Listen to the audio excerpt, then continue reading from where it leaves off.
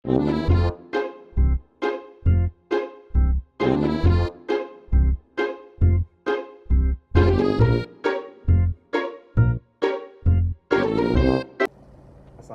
warahmatullahi wabarakatuh. Perkenalkan, nama saya Muhammad Zidane Hazid, NIM 21042174.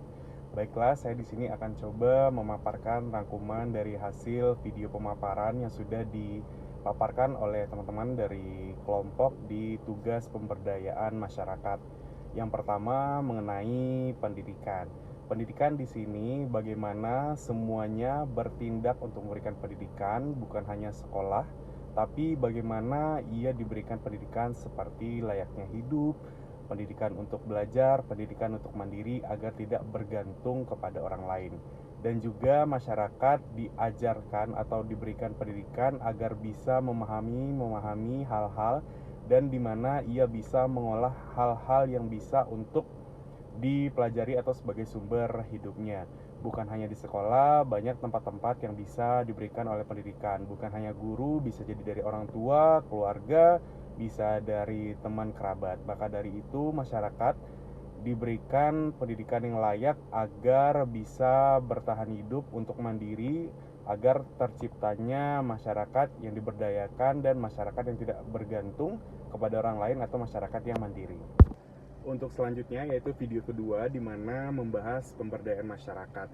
Nah, bagaimana kita bisa memberikan pemberdayaan kepada masyarakat yang benar dan masyarakat tidak bergantung kepada kita atau kepada pemerintah. Yang pertama dengan adanya memberikan kesadaran kepada masyarakat atau memberikan ia sadar bahwasanya semua hal itu tidak harus bergantung kepada masyarakat. Banyak hal-hal yang bisa dipelajari. Nah, jadi masyarakat harus dibikin sadar terlebih dahulu agar dia bisa memberdayakan apa yang ada. Yang kedua, mengkapasitasi atau memfasilitasi, di mana nantinya pemerintah atau kita sebagai mahasiswa memberikan fasilitas kepada masyarakat-masyarakat yang memang jauh atau yang belum diberdayakan agar mereka dapat memfasilitasi atau mereka dapat belajar untuk bisa memberikan pemberdayaan untuk diri mereka sendiri dan keluarganya. Yang ketiga akhirnya yaitu diberdayakan bagaimana mereka bisa menjadi mandiri, mereka bisa menjadi tidak bergantung kepada orang lain, bisa mengelola SDM yang ada,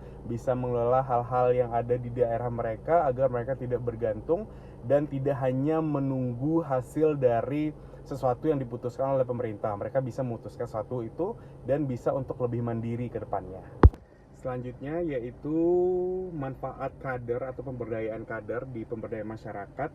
Bagaimana kader memberikan aspirasi masyarakat kepada pemerintah atau penghubung informasi antara masyarakat dan pemerintah. Maka dari itu kader harus dengan orang-orang yang positif dan juga bisa memberikan dampak juga untuk masyarakat, bukan orang berasal-asalan. Contohnya kita sebagai mahasiswa yang sudah diberikan pembekalan atau orang-orang instansi pemerintahan yang sudah diberikan pembekalan, bahwasanya mereka bisa untuk memberikan penyuluhan kepada masyarakat agar masyarakat paham apa hal-hal yang harus dibutuhkan atau apa hal-hal yang harus mereka lakukan untuk mereka mandiri untuk mengelola hal-hal yang ada di wilayah atau daerah mereka tersebut.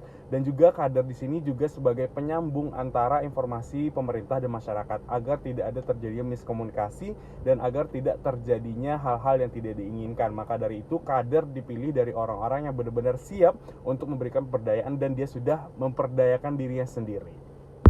Jadi kesimpulannya adalah untuk pemberdayaan masyarakat sangat dibutuhkan semua aspek, tidak hanya dari satu sektor namun dari berbagai sektor. Contohnya dari sektor pendidikan, selanjutnya ada pemberdayaannya atau diberdayakan atau difasilitasi, selanjutnya yaitu dengan adanya kaderisasi atau orang yang mempelopori mereka-mereka untuk melakukan pemberdayaan masyarakat. Bukan hanya itu, pemberdayaan masyarakat akan berjalan lebih baik dan lancar apabila memang semuanya dapat berkolaborasi dan masyarakat bisa mandiri dan tidak bergantung kepada pemerintah atau orang lain untuk memberdayakan orang-orang di sekelilingnya. Sekian hasil dari rangkuman saya. Saya mohon maaf apabila ada kesalahan. Wabillahi taufik wal hidayah. Wassalamualaikum warahmatullahi wabarakatuh.